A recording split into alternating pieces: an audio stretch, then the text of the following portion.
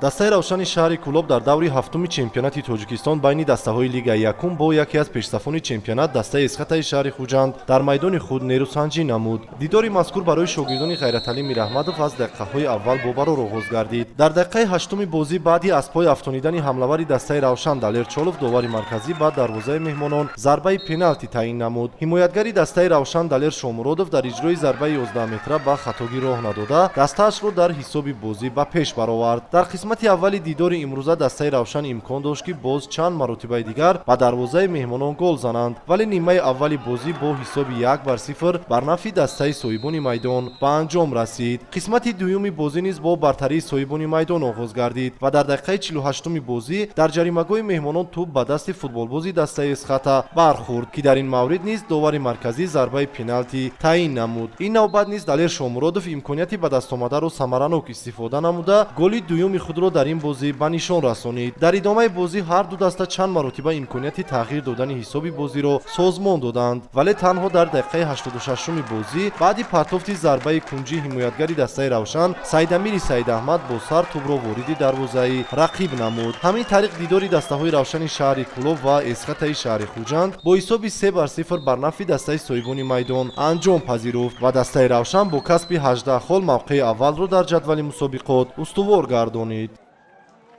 Равшани Кӯлоб яке аз дастаҳои беҳтарини Лиги Якумешанд. Бозӣ пуршиддат гузашт. Ман як хай медонтон ки ким бояд ки судии балон мемонад. Ман ин тарафдор нею. 2-11 метр буд ки ва 11 метр набуд мисол.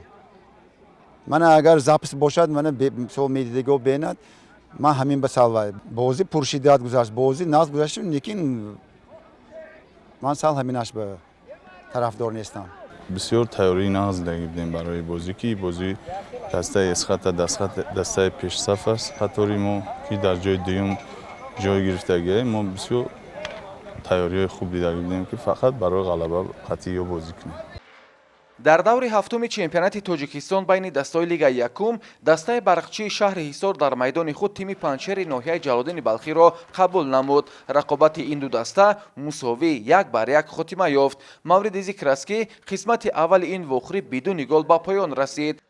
در 10 دقیقه به انجام بازی ماندن پنجشری ها از یک امکانات مساعد استفاده نموده خط دروازه برقچی را رخنه ساختند. مؤلف گل نیمه‌محافظتگر رقم 8 محمود غیورов دانسته می شود.